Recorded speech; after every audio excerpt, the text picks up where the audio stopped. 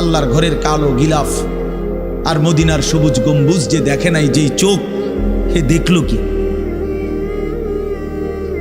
কালো গিলাফ যে দেখে নাই কাবার, রাসূলুল্লাহর রওজায়ে আতহারের সবুজ গম্বুজের ওই সৌন্দর্য যে দেখে নাই, যেই চোখ, সে জীবনে কি দেখলো?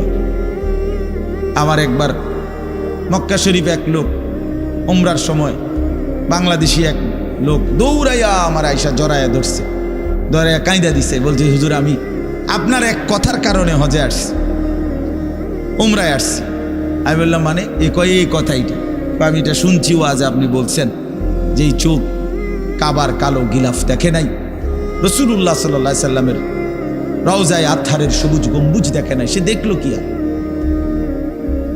এটা আমার দিলে লাগছে যে হ্যাঁ ঠিকই তো, আমি আর কি দেখলাম? তাই তো যেই জবান আল্লাহর নামে নিতে জানে না, মালিকের কোরআনই পড়তে জানে না, তুমি পড়লা কি মিয়া? তুমি কি গোড়ার ঘাস কাটলা মিয়া? বাকি সবগুলো পড়া না হলেও দুনিয়া চলতো মিয়া। মূর্খ বকলম, নাম দস্তখত করতে জানে না, টিপসই দেয় এমন হাজারো মানুষ দুনিয়া ভোগ করতেছে। বাড়ি গাড়ি, নেতাগিরি, মাতবুরি, ক্ষমতা, দালান বিল্ডিং সবটা দুনিয়া ভোগ করছে, অথচ নামটাও সই দিতে জানে না। এমন নাই?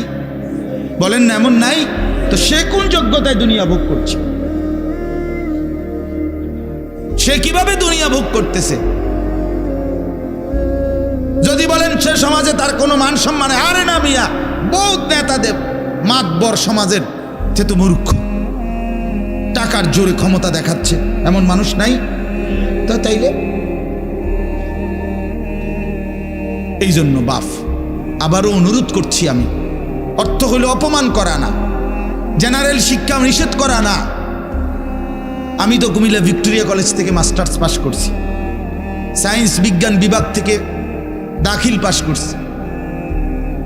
এর মানে এটা বাদ দিতে বলতেছি না, বাদ তো আমি দিছি না, বাদ আপনি দিছেন।